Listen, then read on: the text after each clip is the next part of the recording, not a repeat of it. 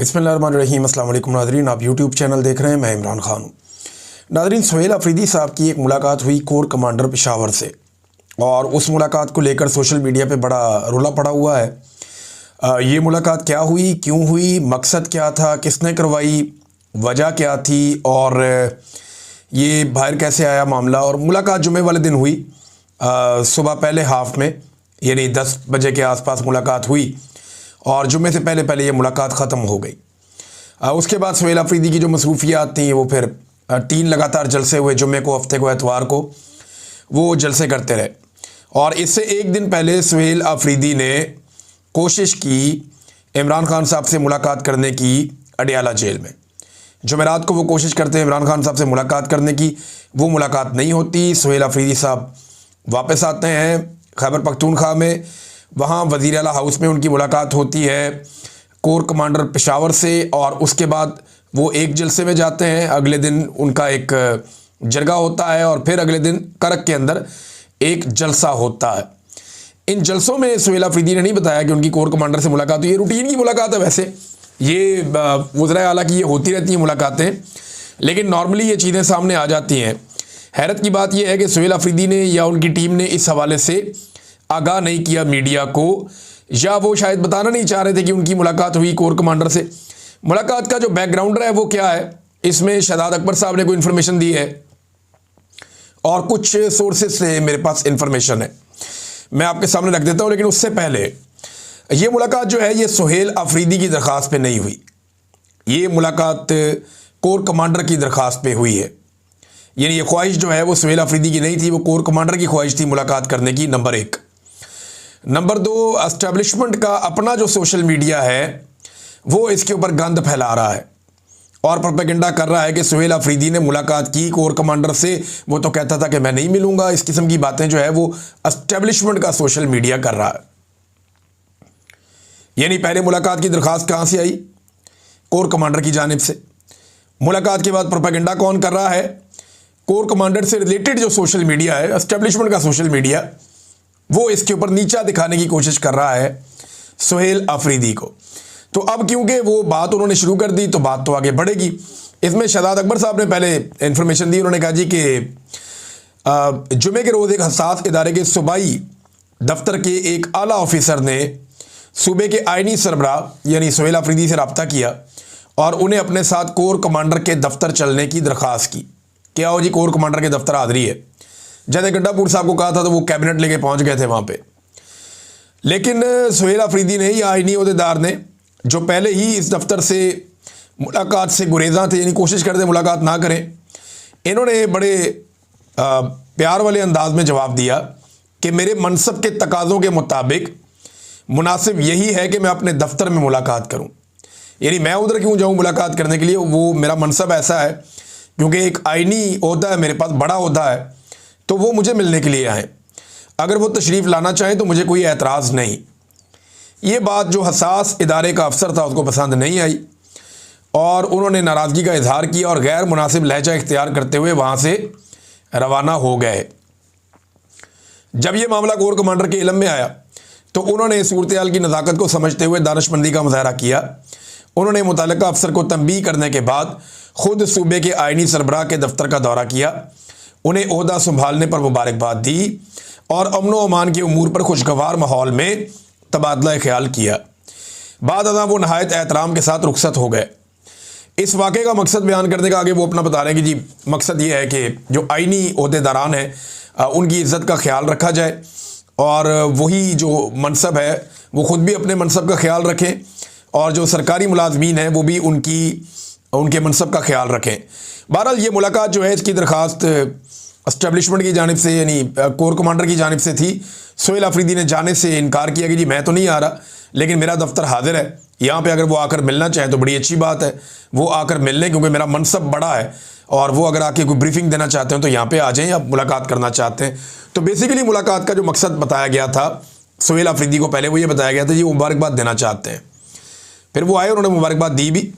अब ज़राए ये दावा करते हैं कि सुहेल अफरीदी ने, मैं सुहेल अफरीदी से बात करूंगा तब मैं पता करने की कोशिश करूंगा कि एक्चुअली क्या बातचीत हुई, लेकिन जो ज़राए बता रहे हैं वो ये बता रहे हैं कि सुहेल अफरीदी ने अपना वही मौक़िफ़ दोहराया जो उन्होंने जलसों में दोहराया था ख़ास तौर पे ऑपरेशन को लेकर, मिलिट्री ऑपरेशन को, ड्रोन हमलों को, इन चीज़ों को लेकर उनका वही मौक़िफ़ था जो इमरान खान साहब का मौक़िफ़ है।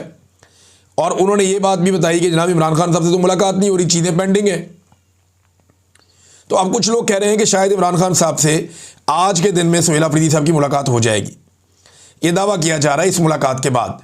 तो जुम्मे वाले दिन ये मुलाकात हुई थी, लेकिन जुम्मे की अगर आप तकरीर उठाकर देखें सुहेल अफरीदी की, तो उसमें तो कोई लचक नहीं थी।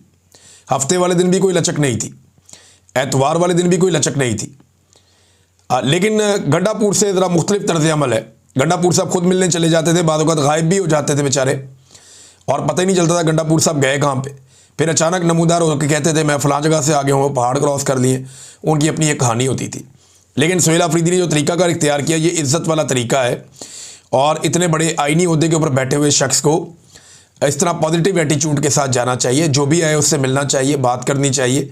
सूबे के मसाइल हल करने तो सबसे आपको मुलाकातें करनी पड़ेंगी।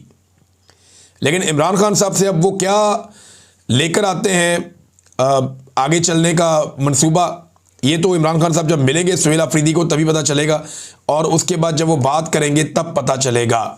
अच्छा, कुछ लोग ऐसे भी तनकीद कर रहे हैं कि जनाब ये सुहेल अफरीदी साहब ने मुलाकात क्यों की। जैसे कि एक तनकीद की है एमल वली खान ने। एमल वली खान का कहना है जनाब पहले तो बड़ी बातें होती थी, और अब जनाब ये मुलाकात क्यों कर ली, ये मुलाकात अगर की है तो फिर ये कमज़ोरी है। इस किस्म की बातें एमल वली खान साहब कर रहे हैं वज़ीर आला को ताने देने के लिए, और PMLN के लोग भी बढ़ चढ़ के बात कर रहे हैं। तो मेरा एक सवाल है सादा सा, कि डिक्की में बैठ के जाकर किसी दफ्तर के अंदर मुलाकात करना मिलिट्री एस्टेब्लिशमेंट के लोगों से, उसमें ज़्यादा इज्जत है, या ये कहना कि जी अगर मिलना चाहते हो तो मेरे दफ्तर आ जाएं, यहाँ बैठ के मुलाकात कर लेते हैं, इसमें ज़्यादा इज्जत है। और ये दिन की रोशनी में मुलाकात हुई सुबह 10 बजे के करीब। लेकिन मेरे ख्याल में ये एक चीज़, अगर तो ये मैं पता करूँगा इसका कि क्या कोर कमांडर की जानिब से मना किया गया था कि आप इसका एलामिया जारी ना करें, या सुहेल अफरीदी ने और उनकी टीम ने जानबूझकर इस मुलाकात का एलामिया जारी नहीं किया और ये नहीं बताया कि ये मुलाकात हुई है। ये खबर इस तरह बाहर नहीं आनी चाहिए थी, उनको खुद बताना चाहिए था कि आज कोर कमांडर ने मुलाकात की ख्वाहिश का इजहार किया, वो आए और आकर मिले और फलां फलां चीज़ पे बात हुई। बहरहाल जो सोर्सेज बता रहे हैं वो ये है कि अपने मौक़िफ़ के ऊपर सुहेल अफरीदी फ़िलहाल खड़े हैं। जो इमरान खान साहब ने बात की है उन्होंने वही मौक़िफ़ सामने रखा है, ऑपरेशन को, ड्रोन हमलों को और दीगर चीज़ों को लेकर। और मादनियात के बारे में जितना क्लियर स्टेटमेंट सुहेल अफरीदी ने दिया, वो भी अब बड़ी क्लैरिटी के साथ आ गए हैं कि जनाब हम किसी को मादनियात नहीं देंगे। लेकिन मेरी इत्तला के मुताबिक एक बहुत बड़े ऑफिसर का भाई है जो मादनियात के सौदे करता फिरता है, और ये बात बड़ी जल्दी खुलने वाली है। मादनियात के हों, LNG के हों, दीगर मामलात हों, एक बहुत बड़े ऑफिसर का भाई है, बहुत बड़े ओहदे पे वो बंदा बैठा हुआ है और इसको डिग आउट कर रहे हैं। आपको खैबर पख्तूनख्वा से आने वाले दिनों में खबर मिलेगी इसके हवाले से कि वो सौदेबाजी करता है मादनियात के हवाले से, सोने के ज़खायर के हवाले से, और दीगर को जो सौदे रियासती सतह पे होते हैं उनके ऊपर वो सौदेबाजी करता है। नाज़रीन, अब एक और ख़बर है, इसराइली अखबारात बता रहे हैं चीज़ें हमें पाकिस्तान से पता नहीं चल रही। पाकिस्तान के अखबारात को कोई बताता ही नहीं है, पाकिस्तान की मीडिया को वैसी ही इजाज़त नहीं है, मीडिया सारा कंट्रोल किया हुआ है पाकिस्तान का। तो हमें पाकिस्तानियों को इसराइली अखबारात ये बता रहे हैं कि पाकिस्तान की फ़ौज एक खसूसी ड्यूटी पे गज़ा जा रही है, यानी फ़ौज गज़ा जाएगी एक ख़ास ड्यूटी करने के लिए। ये बात पाकिस्तानियों को बता रहे हैं इसराइली अखबारात। और जिस मुल्क की फ़ौज जा रही है ना उसकी पार्लियामेंट को पता है, ना उसके वज़रा को पता है, और ना उसके मीडिया को पता है, और ना उसकी आवाम को पता है। देखें, पाकिस्तानी फ़ौज जो है इसकी तैयारी से लेकर आज तक जहाँ तक ये फ़ौज पहुँची है, ये सब पाकिस्तानियों के खून पसीने का पैसा है। तो पाकिस्तानियों को ये जानने का हक़ है कि हमारी फ़ौज कहाँ लड़ने जा रही है और कौन सी ड्यूटी करने जा रही है। नवाज शरीफ के दौरे हुकूमत में यमन में पाकिस्तान की फ़ौज को बुलाया गया था अरब ममालिक की जानिब से। तो उस वक्त पार्लियामेंट ने यह फैसला किया था कि हम इस लड़ाई से अपने आप को बाहर रखेंगे, और पाकिस्तान ने एक दानिशमंदाना फैसला कर लिया था। लेकिन आज तो पार्लियामेंट बेतौकीर है, अदलिया भी फारिग है, मीडिया भी फारिग है, कोई बात ही नहीं करता। तो हमें इसराइली अखबारात से पता चलता है, द टाइम्स ऑफ इसराइल और दीगर अखबारात ये बताते हैं कि जनाब पाकिस्तानी फ़ौज जा रही है कहाँ, गज़ा में। और गज़ा में क्या काम करने जा रही है, इस हवाले से मैं एक ख़बर आपके सामने रखता हूँ यहाँ पे। ये जनाब नेतन्याहू के हवाले से ख़बर है कि गजा फोर्स में कौन सी गैर मुल्की अफवाज काबिल कबूल होंगी, फैसला इसराइल करेगा। यानी उन्होंने कहा कि जी हमें तुर्की की फ़ौज काबिल कबूल नहीं है, गजा में ये फ़ौज हमें पसंद नहीं है, झगड़ा करती है, इसराइल के लिए प्रॉब्लम क्रिएट करेगी या इसराइली मफादात के ख़िलाफ़ काम करेगी, लिहाजा इसराइल को ये काबिल कबूल नहीं है कि वहाँ पे तुर्की की फ़ौज आए। लेकिन पाकिस्तानी फ़ौज के हवाले से इसराइली मीडिया बताता है कि पाकिस्तानी फ़ौज का अप्रूवल है और बाकायदा अमेरिकन्स ने, उनकी गवर्नमेंट ने यह बता दिया है कि इसराइल को पाकिस्तानी फ़ौज के बारे में कोई एतराज़ नहीं है। इसराइल ने अप्रूवल दे दिया है, पाकिस्तान की फ़ौज गजा में जाके खिदमात सर अंजाम दे सकती है। अब कौम को मंजन बेचा जाएगा कि जनाब गजा में पाकिस्तानी फ़ौज का जाना एक बहुत बड़ी सआदत है। गजा कोई मजहबी मुकाम नहीं है, समंदर के किनारे एक इलाका है जहाँ पे फ़लस्तीनी आबाद हैं और यहाँ पे हमास है जिसने इसराइल के साथ एक लंबे अरसे से लड़ाई शुरू कर रखी है। हमास का ख़तरा इसराइल के ऊपर हमेशा मंडलाता रहता है। इसराइल उस खतरे को ख़त्म करना चाहता है और इसराइल की फ़ौज लड़ लड़ के बमबारी कर करके मामले को यहाँ तक ले आई है। पूरी दुनिया में इसराइल के ऊपर तू होती है, उनकी पॉलिसी के ऊपर, उनकी बमबारी के ऊपर लोग जो हैं वो रिएक्शन देते हैं। मगरबी ममालिक में बड़ा सख्त रिएक्शन इसराइल के ऊपर आता है। लाखों लोग मिलियंस के अंदर निकल के एहतजाज करते हैं सड़कों पे, उनकी हुकूमतों पे दबाव आता है। लिहाजा इसराइल के लिए मुमकिन नहीं है कि वो कई लंबे सालों तक यहाँ गजा के अंदर बमबारी करता रहे। तो गजा से आने वाले ख़तरे को रोकना कैसे? वहाँ पे एक ऐसी फ़ौज होना चाहिए जो इसराइली सरहदों की और गजा की सरहदों की हिफाजत करे और कोई प्रॉब्लम क्रिएट ना होने दे। अब ये वो फ़ौज है जो बनने जा रही है कि बैनुल-अक़वामी इस्तेहकाम फ़ोर्स जो बनने जा रही है। इसमें जनाब पाकिस्तान को शामिल किया गया। इसराइल ने एनओसी दे दिया कि जनाब पाकिस्तान को आप ले आए, कोई मसला नहीं है, आपने तुर्की को नहीं आने देना, वो प्रॉब्लम क्रिएट करते हैं इसराइल के लिए। पाकिस्तान जो कोई प्रॉब्लम नहीं, पाकिस्तान को ले आए। नेतन्याहू कह रहा है कि इसराइल तय करेगा कौन आएगा कौन नहीं आएगा। इसराइली अखबार कह रहे हैं कि जनाब पाकिस्तान तय हो गया, वो आ रहा है। और अमेरिकन हुक्मरान बता रहे हैं जी पाकिस्तानियों की अप्रूवल, इसराइल को कोई एतराज़ नहीं है, वो आ जाए, कोई बात नहीं है। अब इस पर पूरे पाकिस्तान के अंदर सवालात उठ रहे हैं। जो सवालात पाकिस्तान में उठ रहे हैं, तमाम लोगों ने लगभग एक ही तरह के सवाल किए हैं, एक ही तरह के। सेनेटर मुश्ताक अहमद साहब ने भी इससे मिलते जुलते ही सवाल किए हैं और यही सवाल हैं जो सबके ज़हनों में है। मैं आपको पढ़ के सुना देता हूँ। अब बहुत अफसोसनाक है कि अब हमें इसराइली अखबारात जो है गजा में इंटरनेशनल स्टेबलाइजेशन फोर्स में अफवाज पाकिस्तान की तैनाती की इतला दे रहे हैं। कहाँ है ISPR? कहाँ है पाकिस्तान की वजारत खारजा? वैसे पूछना चाहिए कहाँ है पाकिस्तान की वजारत इतलात भी।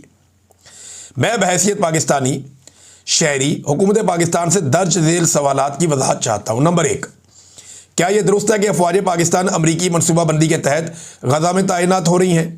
नंबर 2, क्या यह भी दुरुस्त है कि बकौल अमरीकी सेक्रेटरी खारजा इस तैनाती से इसराइल कंफर्टेबल है, मुतमईन है? नंबर 3, अब यह अमरीकी सेक्रेटरी खारजा ने कहा ना, मार्को रूबियो ने, उन्होंने कह दिया इसराइल मुतमईन है पाकिस्तान से, कोई प्रॉब्लम नहीं है, तुर्की से मुतमईन नहीं है, ईरान से मुतमईन नहीं है। नंबर 3, क्या यह भी दुरुस्त है कि हमास के लिए बकौल इसराइली नरम गोशा रखने की वजह से तुर्क अफवाज की गजा में तैनाती की इसराइल ने मुखालफत की है और तुर्क अफवाज की तैनाती से मना कर दिया है? तुर्की जो हैं वो हमास के लिए इनके दिल में नरम जगह है, लिहाजा इन्हें वहाँ पे गजा में तैनात नहीं किया जाएगा। हाँ, जो हमास से हमदर्दी नहीं करते या जिनके दिल में हमास के लिए हमदर्दी नहीं सख्ती है, उनके लिए प्रॉब्लम नहीं है। बहरहाल चौथा सवाल उन्होंने ये पूछा, क्या ये दुरुस्त है कि दूसरे मरहले में हमास को गैर मुसल्लह करने की जिम्मेदारी इस इंटरनेशनल स्टेबलाइजेशन फोर्स की होगी? नंबर 5, क्या गजा में अफवाज पाकिस्तान की तैनाती से अफवाज पाकिस्तान इसराइली फ़ौज के साथ राब्ते में रहेगी या आएगी? ये बड़ा अहम सवाल है। बिल्कुल आएगी, क्यों नहीं आएगी? एक तरफ इसराइली फ़ौज खड़ी है, दूसरी तरफ आप खड़े हैं, तो राब्ता तो रहेगा। और दूसरा, गजा के अंदर जो सारा इंतज़ाम है वो आपके ज़िम्मे हो गया। और इसराइली अखबारात तो यहाँ तक लिख रहे हैं कि इसराइली सरहदों के मामलात को या इसराइली सरहदों की हिफाजत या उसका तहफ़्फ़ुज़ वो इस फोर्स की जिम्मेदारी होगी जिस फोर्स में पाकिस्तानी फ़ौजी भी होंगे। ये इसराइली अखबारात लिख रहे हैं, मैं नहीं कह रहा। Number 6, international stabilisation force Pakistan जिसका एक मुबैना जुज़्व होगा, इसका दायरा कार अहाता अमल क्या होगा? क्या ऐसी किसी भी तैनाती पर पार्लियामेंट में खुली बहस होगी? पार्लियामेंट की मंजूरी इसके लिए ली जाएगी या जो फैसला एस्टेब्लिशमेंट कर देगी बस वही हो जाएगा आंखें बंद करके? और फिर उन्होंने कहा कि जी शमा जुनेजो वाली चालाकी यहाँ नहीं चलेगी, याद रखें ट्रंप की गुलामाना खुशामद यहाँ पे नहीं चलेगी, तमाम हक़ाइक़ कौम के सामने रखे जाएं, फ़लस्तीन फ़लस्तीनियों का है पूरा का पूरा और अल-कुद्स शरीफ इसका दारुल हुकूमत है। बहुत अफसोसनाक है, अब हमें इसराइली अखबारात ये चीज़ें बता रहे हैं। ये जनाब अब बातें की हैं इन्होंने। देखिए, हमें ये बताया गया कुछ अर्सा पहले कि हरमैन शरीफैन की हिफाजत के लिए पाकिस्तानी फ़ौजें जा रही हैं। पाकिस्तानी बड़े खुश थे, ये पाकिस्तानी अब ये बात सोशल मीडिया पे उठा रहे हैं। हमें बताया गया दुनिया के जितने भी मुसलमान मुल्क हैं वो सबकी जिम्मेदारी है। दुनिया के एक एक मुसलमान वो अपनी जिम्मेदारी समझता है कि हरमैन शरीफैन की हिफाजत करना, और इसके लिए कोई भी अपनी जान दे देगा। तो बताया तो पहले ये गया था, लेकिन अब पता चला कि ये तो इसराइली मफादात की हिफाजत होने जा रही है। अच्छा, कुछ लोग इसको इस तरह जामा पहना रहे हैं कि इससे फ़लस्तीनी सिक्योर हो जाएंगे। कैसे हो जाएंगे? देखिए, आपको ज़रा टेक्निकली इसको समझें थोड़ा सा। पाकिस्तान का हमेशा से ये मौक़िफ़ रहा है कि इसराइल ने जिन इलाकों पे कब्ज़ा किया वो काबिज़ है और ये इलाके फ़लस्तीनियों के हैं। फ़लस्तीनी अपना कब्ज़ा छुड़ाने के लिए लड़ाई करते हैं। इसराइल अब उस लड़ाई से तंग आ गया क्योंकि उसने फ़लस्तीनियों को बहुत थोड़े इलाके में महदूद कर दिया। अब वो ये चाहता है कि ये इन इलाकों के अंदर ही महदूद होकर ज़िंदगी गुजारें, अपने दूसरे इलाकों के बारे में भूल जाएं। ये काम करने के लिए उसे बहुत फ़ौजी ताकत इस्तेमाल करनी पड़ती है। वो जो फ़ौजी ताकत इसराइल इस्तेमाल करता है उसके वजह से पूरी दुनिया में उसकी बदनामी होती है। तो अब एक इंटरनेशनल स्टेबलाइजेशन फोर्स जिसमें मुसलमान ममालिक के फ़ौजी हैं वो जाएगी और वो ये काम करेगी कि जी जहाँ पे फ़लस्तीनी है वो वहाँ पे ही रहे और जहाँ पे इसराइली है वो वहाँ पे ही रहे, और इसराइलियों को प्रॉब्लम ना हो और फ़लस्तीनियों को प्रॉब्लम ना हो। भाई, इसराइलियों ने वहाँ पे फ़लस्तीनियों को क्यों मारना है? वो सिर्फ ये चाहते हैं कि उनके खिलाफ कोई मुज़ाहमत ना हो। तो जब ये फोर्स वहाँ पे मौजूद होगी तो इसराइल के खिलाफ मुज़ाहमत ख़त्म हो जाएगी। ये इस बात की गारंटी है, ये फोर्स जो मुझे समझ आ रही है। सादी सादी बात ये है। तो पाकिस्तान की नज़र में जो पाकिस्तान की पहले पॉलिसी थी, इसराइल एक काबिज़ था, लेकिन अब जो है वो कब्ज़ा करने वालों और जो मकबूजा रहने वाले लोग हैं उनके बीच में जो एक फ़ौज बनने जा रही है उसका पाकिस्तान हिस्सा भी बनेगा। ये है नाज़रीन सूरत-ए-हाल। अख्तर मेंगल साहब ने भी इस पर आवाज़ उठाई, लेकिन पाकिस्तान तहरीक इंसाफ को, फजल रहमान साहब को, जमात इस्लामी को और दीगर जो अपोजिशन जमातें हैं उन सबको इस पे सवालात सामने रखने चाहिए। वकला को भी सवालात सामने रखने चाहिए। उलमा इकराम को अगर लगे कि इसके अंदर कोई ऐसी चीज़ है जो पूछी जानी चाहिए तो उलमा इकराम को भी सवालात उठाने चाहिए। सवाल उठाने में कोई हर्ज नहीं है। मीडिया का तो पाकिस्तान में वैसे ही बेड़ा गर्क करके रख दिया। इस पर एक फाइनेंशियल टाइम्स की एक रिपोर्ट छपी हुई है। उस रिपोर्ट का एक हिस्सा मेरे पास है, मैं आपको पढ़ के सुनाता हूँ कि रिपोर्ट कहती क्या है। ये देखें जी, ये रिपोर्ट है। ये रिपोर्ट कहती है कि आसिम मुनीर ने यकीनन अपने इख्तियार को मजबूत करने में बेरहमी का मुजाहरा किया। ये अमरीकी फाइनेंशियल टाइम है। अदालतें कई सालों के मुकाबले में ज़्यादा ताबे नज़र आती हैं। यानी माजी में अदालतें इतनी कब्ज़े में नहीं थी, कंट्रोल में नहीं थी जितनी अब कंट्रोल में है। टीवी एंकर्स और कॉलम निगारों का कहना है कि वो सख्त सेंसरशिप का सामना कर रहे हैं और मरकज़ी हिज़्ब इख्तिलाफ यानी पाकिस्तान तहरीक इंसाफ के ज़्यादातर रहनुमा या तो जेल में हैं या छुपे हुए हैं। इसी दौरान फ़ौज का कारोबार के मैदान में असर रसूख मुसलसल बढ़ता जा रहा है, जैसे कि SIFC हो गया या दीगर चीज़ें हो गई, मादनियात हो गई, ज़राअत हो गई। बहुत सारे शोबों में जो फ़ौज से मुंसलिक इदारे हैं वो बहुत तेज़ी से आगे बढ़ रहे हैं। ये भी उन्होंने लिखा। तज्ज़ियाकारों का कहना है कि आसिम मुनीर ने इतनी ज़्यादा ताकत अपने हाथ में जमा कर ली है जितनी उन फ़ौजी हुक्मरानों के पास भी नहीं थी जिन्होंने बाज़ाब्ता तौर पर पाकिस्तान में मार्शल लॉ का निफाज किया था। इसके अलावा आसिम मुनीर ने अपने लिए मुमकिना तौर पर 1 दिहाई की हुक्मरानी की बुनियाद रख दी है कि 10 साल तक वो यहाँ पे हुक्मरानी करते रहेंगे पाकिस्तान में, क्योंकि महर तस्दीक के तौर पे काम करने वाली पार्लियामेंट ने उसकी मुद्दत मुलाजमत को 3 से बढ़ाकर 5 साल कर दिया है, जिसे बाद में दोबारा तौसी भी दी जा सकेगी। यानी एक मरतबा फिर उनको जो है एक्सटेंशन दी जा सकेगी। अगर 5 साल मुकम्मल करते हैं उसके बाद फिर तो 10 साल की जो हुकूमत है उसकी बुनियाद रखी है आसिम मुनीर साहब ने अपने लिए। वैसे मैं एक चीज़ आपके सामने रखता हूँ, तारीख अपने आप को ना दोहराती है। एग्जैक्टली जो काम मुशर्रफ के लिए काफ लीग करती थी ना, वही सेम काम इस वक्त आसिम मुनीर साहब के लिए पीपल्स पार्टी और PMLN कर रही है। उस दौर में भी सारा इक़्तिदार परवेज़ मुशर्रफ साहब के पास था और जो पॉलिटिकल पार्टी जिनको वो इक़्तिदार में लाए थे, यानी पीपल्स पार्टी पार्लियामेंटेरियन करके एक जमात थी, वो आफ्ताब शेरपा वगैरह उसके अंदर थे, और राव सिकंदर इकबाल वगैरह थे उसके अंदर। वो जो पॉलिटिकल पार्टी थी ना, मेरे ख्याल में उसमें वो भी थे, यहाँ झंग से एक पाकिस्तान पीपल्स पार्टी के एक रहनुमा होते थे, फैसल साले हयात वगैरह, ये सारे उसके अंदर थे। वो जो पॉलिटिकल पार्टी थी पीपल्स पार्टी और काफ लीग, उन्होंने जितनी खिदमत सर अंजाम दी परवेज़ मुशर्रफ के लिए, बिल्कुल वही वाला रोल आजकल जरदारी और नवाज शरीफ साहब की PMLN और पीपल्स पार्टी मौजूदा आर्मी चीफ के लिए अंजाम दे रहे हैं। कोई ज़्यादा फ़र्क नहीं है। हाँ, ये फ़र्क है कि मुशर्रफ ने वो कुछ नहीं किया पाकिस्तान में जो अब हो रहा है। जितना जुल्म अब हो रहा है पाकिस्तान में, मुशर्रफ के दौर में भी नहीं हुआ था। उसके दौर में मीडिया फिर भी कुछ आज़ाद था, अब बिल्कुल नहीं है। पॉलिटिकल लोगों की थोड़ी बहुत हैसियत थी, अब बिल्कुल नहीं है। और अदालतें कहीं ना कहीं अपना काम करने की कोशिश करती थी। अब तो अदालतों के भी ऐसा लगता है कि टुथलेस कर दिया गया है, अदालतें कोई काम ही नहीं कर सकती, बिल्कुल उनके पास इख्तियारात ही नहीं है। फिर बात करेंगे इसके ऊपर डिटेल में। अब तक के लिए इतनी, अपना ख्याल रखिएगा, अपने इस चैनल का भी। अल्लाह हाफ़िज़।